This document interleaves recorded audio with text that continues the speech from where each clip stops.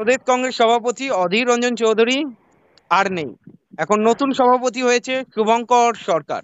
এতে আগামী দিনে জোটে কি কোনো প্রভাব পড়বে? মানে বাম কংগ্রেসের জোট যেটা সম্ভাবনা দেখা যাচ্ছিল 2026-এও, সেটা কি আর হবে? কি মনে হয়? আমার আমার যেটা মনে হয়, আমার যেটা পাস্ট এক্সপিরিয়েন্স থেকে যেটা আমরা দেখেছি, ইনি বেসিক্যালি বাম এবং কংগ্রেসের জোটের বিরোধী হিসাবে পরিচিত। আর সেই ক্ষেত্রে হয়তো দেখা যেতে পারে কংগ্রেসের সঙ্গে তৃণমূলের একটা মানে জোট হওয়ার চান্স আগামী দিনে হয়তো উঠে আসতে পারে। এবং এর ফলে বাংলায় রাজনীতির একটা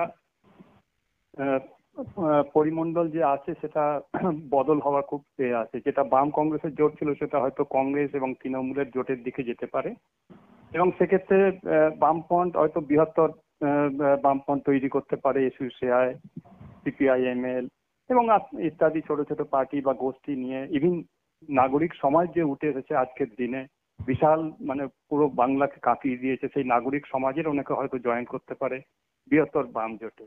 এটাই আমার মনে হয়েছে। আর ওদিকে কংগ্রেসের আমার যে নিজস্ব ধারণা, তাদের আরো আরো তারা লোকসানের দিকে যাবে, হয়তো সিট দু একটা পেয়ে যেতে পারে এক্সট্রা, কিন্তু তাদের ওভারঅল বাংলার রাজনীতিতে তাদের একটা আহ, আহ, মানে লোকসান হওয়ার চান্স আছে।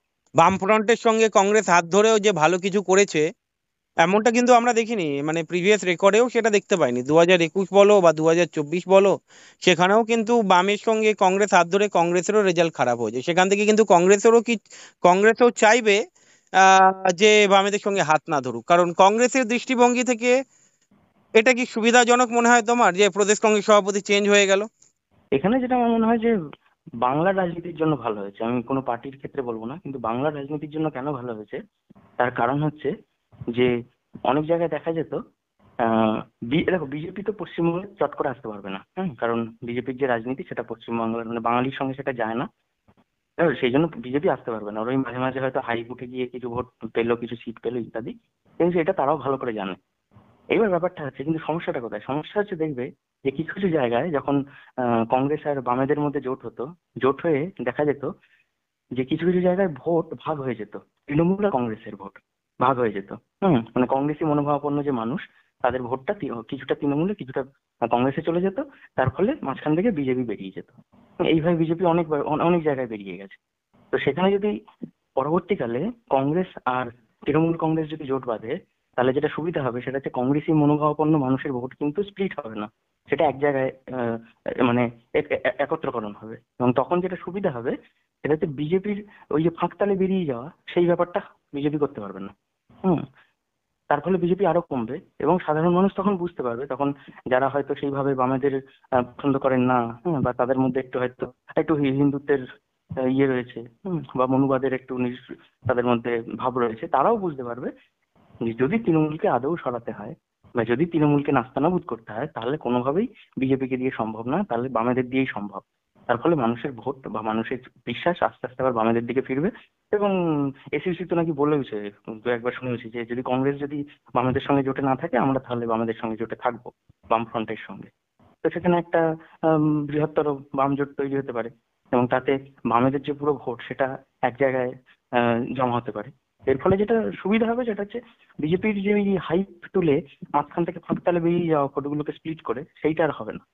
তার ফলে তাদের যে রাজনীতিতে এমনি সারা দেশে তো বিভিন্ন জায়গায় কমছে, কিছু হিন্দি বেল্ট ছাড়া তো বেশিরভাগ জায়গাতেই বিজেপি নাস্তানাবুদ হচ্ছে, সামনের দিনে আরো হবে।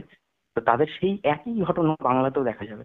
এতে আমার মনে হয় যে বাংলার যে রাজনীতি, যে ইস্যু ভিত্তিক রাজনীতি বাংলায় হতো, যে কোনো কাস্ট বেস পলিটিক্স নয়, কোনো রকমের কোনো জাতি ধর্ম বেস পলিটিক্স নয়, এখানে পলিটিক্স হতে ইস্যু ভিত্তিক, এই ইস্যু ভিত্তিক পলিটিক্স আবার ফিরে আসবে, এবং আমরা যারা সাধারণ মানুষ আছি তাদের ভালো হবে।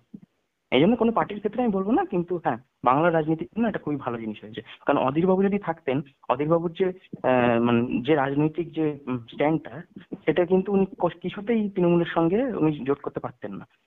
কাজে অধীরবাবুকে সরিয়ে দিয়ে যে অন্য একজনকে আনা হয়েছে, অধীরবাবুর উপর পুরোপুরি শ্রদ্ধা রেখেই বলছি, এতে বাংলা রাজনীতি ভালো হয়েছে। তো কংগ্রেসের কংগ্রেসের নীতি আদর্শ বলে, মানে কংগ্রেস তো ওইরকম কোনো রেজিমেন্টেড ওইভাবে কোনো মতাদর্শ নিয়ে চলে না। তো কাজেই আমার মনে হয় না যে কংগ্রেসের যারা ভোটার তারা ওইভাবে যে আচ্ছা ভাবে এই না। জায়গাটাকে ওরা ফল করলো, জায়গাটা ভাবে। এটা ভাবে না। হ্যাঁ, ঠিক বলেছো, এটা এটা কংগ্রেসি ভাবে বলে আমার ভোটাররাও মনে হয় না। কোথাও না কোথাও তৃণমূলী ভাবাপন্ন, মানে তৃণমূলী ভোটাররাও কংগ্রেসি ভাবাপন্ন। অ্যাকচুয়ালি হ্যাঁ, কারণ কংগ্রেসের যা ভোটটা পার্টিটা গেছে তো না। একই, হ্যাঁ। পার্টিটা তো ওইখান থেকেই বেরিয়েছে না, তৃণমূল তো কংগ্রেস থেকেই বেরিয়েছে, কাজেই তাদের যে ভোটার হুম। তারাও তো কংগ্রেসি মনোভাবাপন্নই, এটা তো হবেই, এটা তো স্বাভাবিক ব্যাপার আর কি। কাজেই যেটা মনে হয় যে এতে সেরকম কোনো সমস্যা হবে না। এই সব ব্যাপারে সে যে মিল্টন রশিদ অমুকটা বলে দিয়েছে, কিন্তু সেটা কেন হলো না তাই বলে আর চেঞ্জ লোকজন হয়ে হঠাৎ যেতে করে। পারে, এরা না, সময়ের আরেকটা সঙ্গে কথা, সঙ্গে স্ট্যান্ড চেঞ্জ করে নেবে। আর একটা কথা, হ্যাঁ। ওই যেটা আমরা মানে সবাই মানে আলোচনার মধ্যে আসে সব সময়, যে কংগ্রেসের ভোট বামেদের দিকে আসে না, কিন্তু বামেদের যেহেতু রেজিমেন্টাল পার্টি তাদের ভোট কংগ্রেসের দিকে যায়।